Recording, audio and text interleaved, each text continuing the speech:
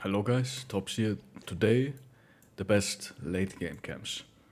Um, I assume you watched the previous videos, and this is a different save. This is our current Iron Man run. And the late game is kind of like day 100 plus. You are currently in the late game crisis.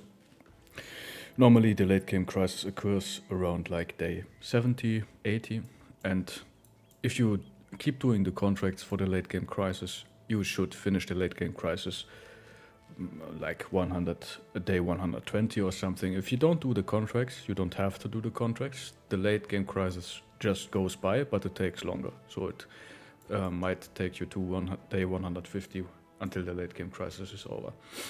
So late game, I assume we have now a full roster of like level 11 bros with like some decent gear. And now it is time for the really profitable camps. And my favorite late game camps are Ancient Undead camps. Let's see if we have one. This is an Undead camp, might be Ancient Undead.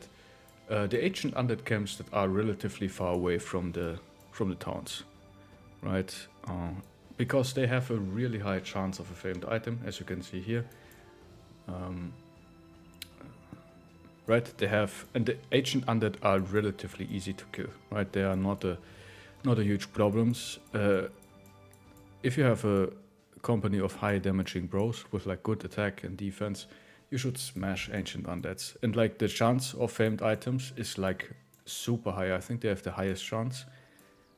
If they are far out, like somewhere here, like they can go up to 100% chance of a famed item. Like they commonly have like 60, 70, 80% chance of a famed. So really high chance of a famed and mostly a free fight if you have a late game company. After that, I would like to do big Nomad camps. A lot of the time they have like around 30 to 40% chance. And most of these big Nomad camps, they have a lot of archers. So I try to approach them at night. And yeah, Nomads don't do much damage. They are just super tanky and annoying, so they tend to survive long.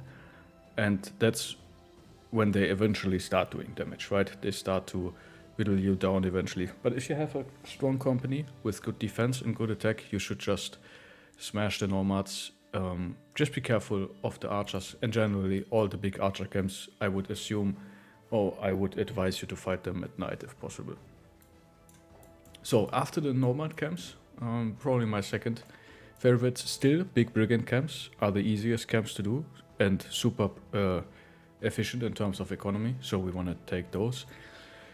Undead fights, like Necromancer fights, shouldn't be a big issue, so we could take those. They take a lot of time though, and the loot is most of the time not that great, but they can have higher chances of famed items, relatively speaking, when they are far out.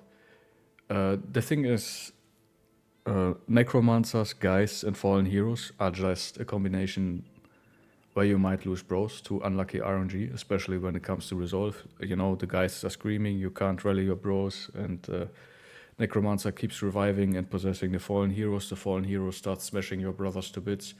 So late game Undead Necromancer fights can still be ugly. And if you get unlucky RNG, it's still nasty, right? But if you know what you're doing, they shouldn't be too complicated. Yeah.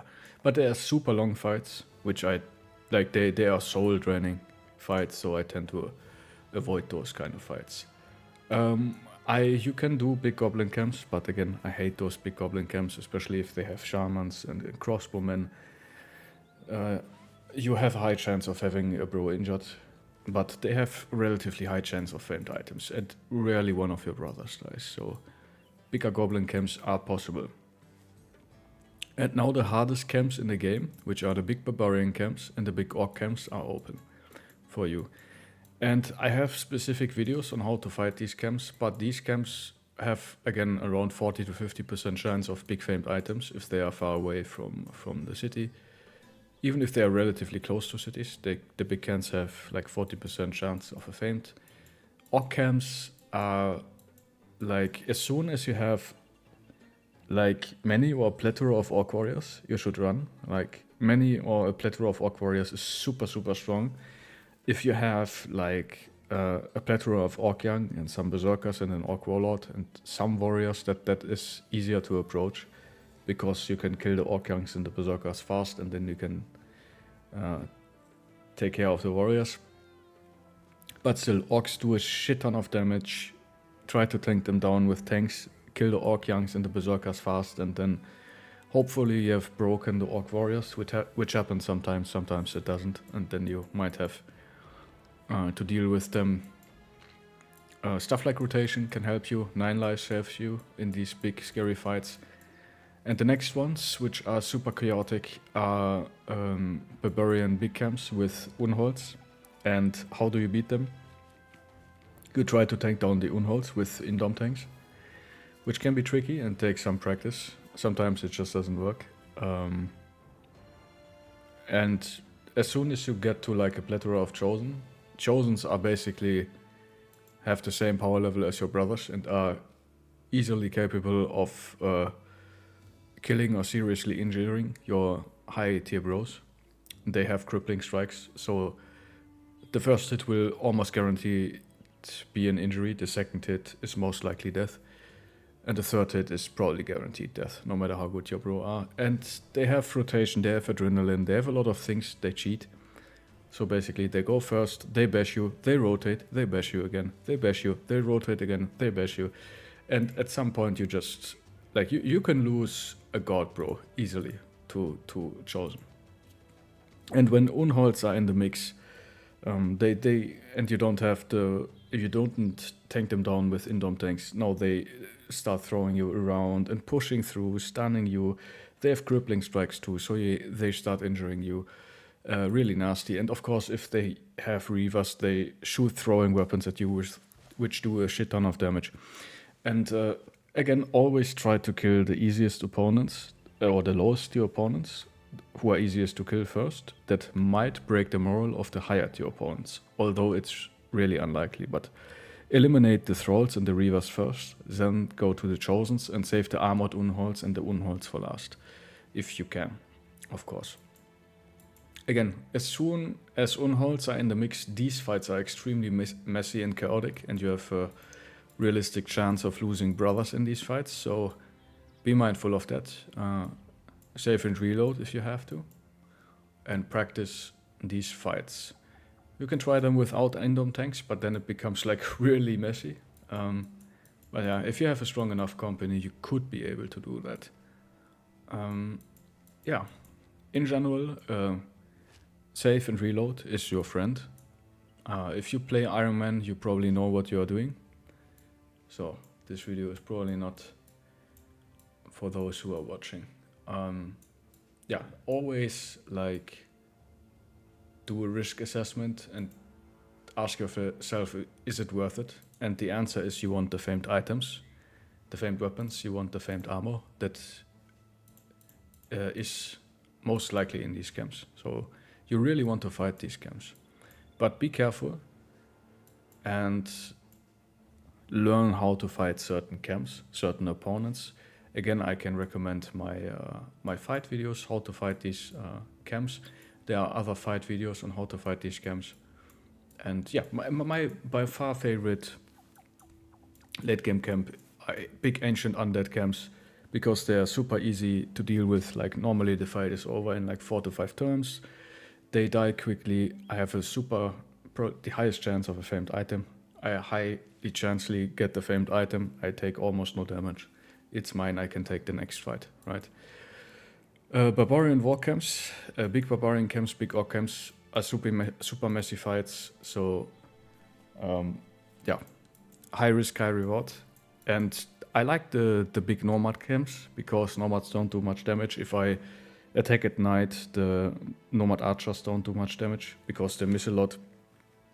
And that should solve the nomad, the big nomad camp problem.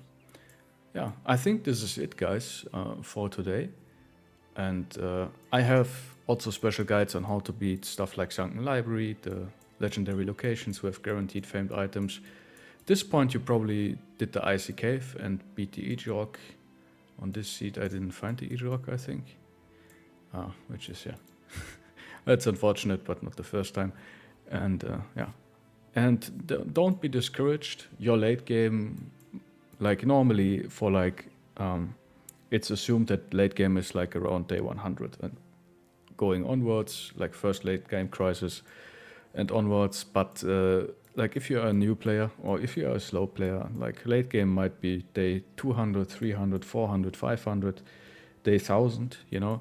Just keep playing, keep fighting, keep save and reload and try fights until you win them. Redefine your tactics on how to fight these bigger camps. Another thing, third partying might be an option. So if you see a bunch of Unholds, you can, and they start chasing you, you can bring them into a big Nomad camp or a big Orc camp, and they might kill a lot of Orcs and a lot of Barbarians for you. If you just keep retreating and the Nomads are fighting the Barbarians, not the Nomads, the Unholds are fighting the Barbarians and the Unholds are fighting the Orcs, that might split the camp into your favor. And big Unholds, even in bigger groups, shouldn't be a problem if you have like a late game company of level 11 brothers with like decent attack, defense, battle forge, nimble, big two-handers. You can smash Unholds, right? And the Unholds will also smash big Barbarians and big Orc camps, for sure. So this is a trick that you can use. Again, it takes practice, be careful, redefine your tactics, and enjoy yourself. Have a lot of fun. Hunt all the famed items in the world. Get rich. And yeah, guys, thank you so much for watching. Please like, comment, and subscribe, and have a nice day. Bye-bye.